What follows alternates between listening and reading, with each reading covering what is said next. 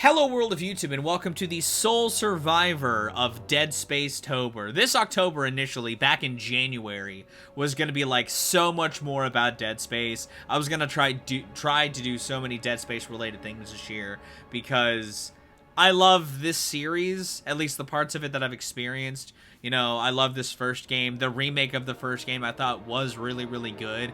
So if I was going to keep any of the Dead Space related things I was going to do this year, it was absolutely gonna be this, because it at least focalizes the celebrations to the first game. Maybe in the future I'll do, you know, videos on the Dead Space graphic novels that I own, or do like a thing talking about the animated prequel to the first game. Maybe I'll play the third game with Shake on Cash Boys, who knows.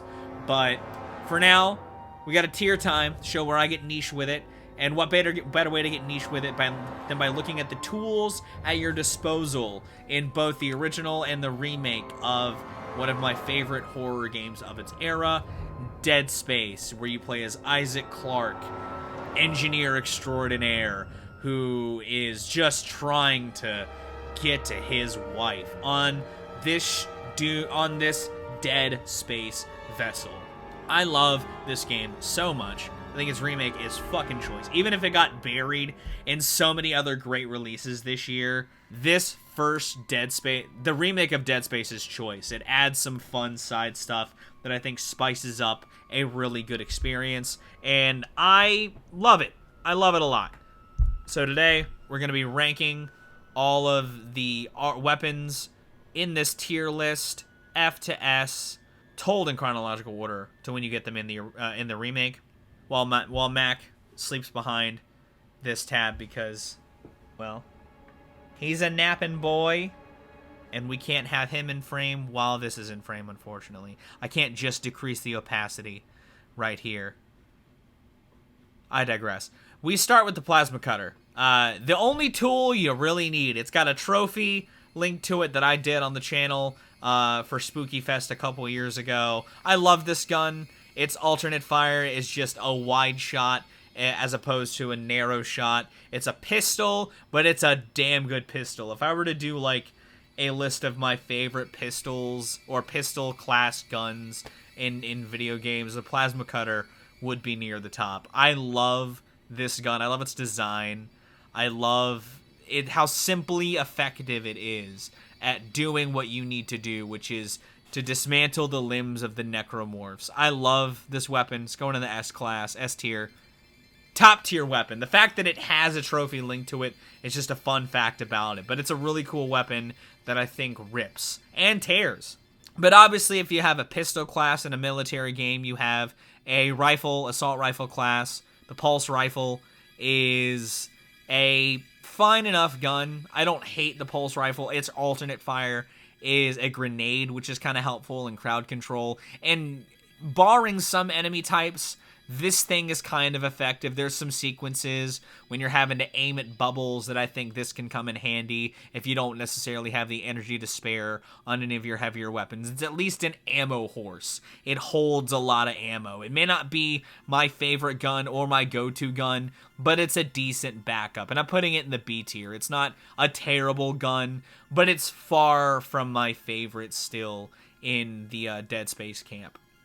After that, you get essentially the chainsaw, if we're talking like Doom rules, or like you're the closest you get to like a decent close quarter weapon in the Ripper, which has a primary fire of just suspending the blade and an alternate fire of shooting the blade, which just slices through anything that it comes in contact with. I think that this is an incredibly effective weapon. I love the Ripper. I think that it's effective at dealing with a lot of very frustrating enemies, like the wall sprouts that shoot the babies out. It's good at clearing out the babies. It's good at cutting down the actual crawling babies too. It's good at just those really focalized attacks. Like if you could pull off successful buzzsaw shots, especially since they ricochet, they can do a lot of damage while also helping you with crowd control. I love the Ripper. I think that it is a choice fucking weapon. And as far as leaning into like the gruesome horror aspect, really good choice. Again, as far as like its purpose to being to cut things down, it effectively cuts the fuck out of everything. I love the Ripper, and as far as side weapons in a sci-fi game, as far as turning a non-weapon into a weapon, the Ripper is a choice selection, and a good science fiction twist on the chainsaw. Sci-fi and flamethrowers kind of go hand in hand. You know, Ripley's image, you know, the image of Ripley with a flamethrower in Alien is iconic. And in games like Alien Isolation, the flamethrower is a choice weapon. But in Dead Space, I feel like the flamethrower is probably the weakest weapon in the game, and that's a pretty common opinion. I think that the flamethrower's best use is against those little floppy alien dudes. It helps get those things cleared out so that they don't leech life off of you. It's not like a great weapon. Like, I don't ever use its alternate fire. I don't think it's really all that effective as far as like creating a distant flame.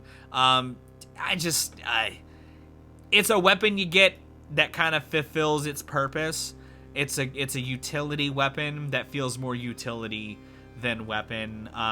Its design is also kind of bland in my opinion. It's neat for like a smaller compact flamethrower, but I don't know, I think one of the big appeals of a flamethrower to some is how gaudy it looks. The pyro backpack in one of the Lethal Weapon movie with the flamethrower dude, or like the Team Fortress 2's flamethrower is huge. You know, it's a compact flamethrower that looks kind of neat, but it's not like, again, not my favorite weapon in the game by a decent mile.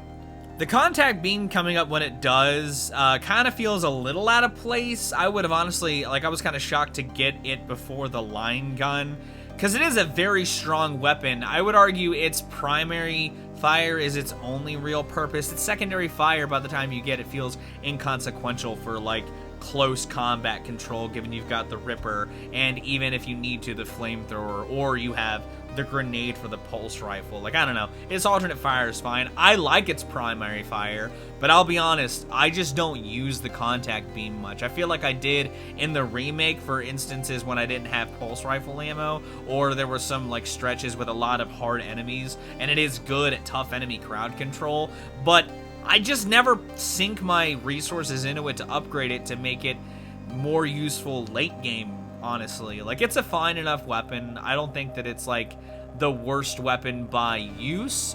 It's just the like lower on my preference pole.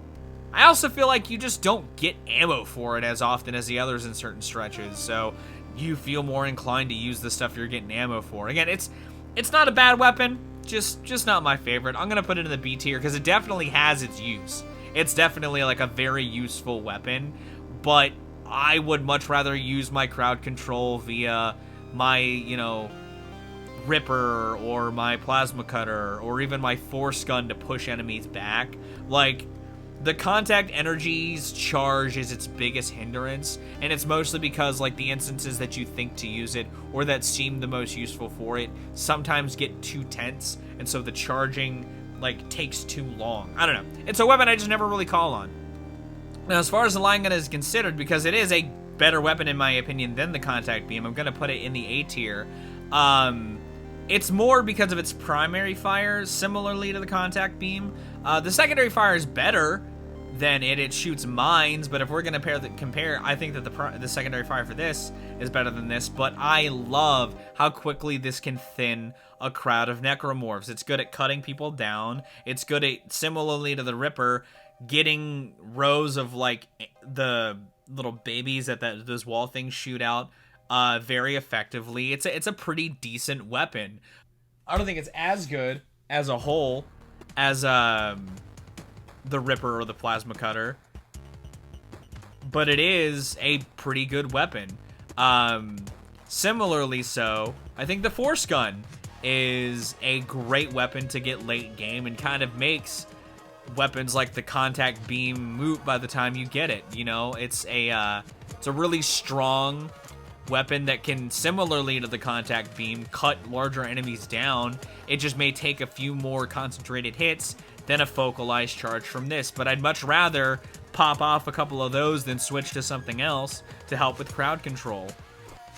Unlike the line gun, its alternate fire I think is more effective. I almost want to put it in the S tier, but I don't think that it's Yeah, I'm gonna put it in the S tier.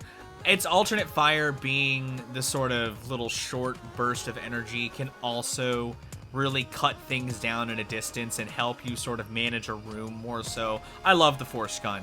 It's very useful, and getting it late in the game makes a lot of sense. I kind of wish that it dropped as much energy as some of these, but I digress. Force gun is another really, really good weapon from this series. And I think, again, as far as repurposifying a tool, using the force gravity gun like that is a pretty neat effect. And I think that, again, helps showcase some of the graphical qualities that both of the games share. But that's how I'd rank the Dead Space Arsenal. What did you think of this tier listing? Would you do it differently? Let me know in the comments down below. If you like this, give it a like. If you want to see more, consider subscribing. I drop 2 to 4 vids a week, depending on what I've got going on. Thank you again so very much for watching. I've been Viral Rack. You guys have a good day's lives and situations, and I'll see you another day.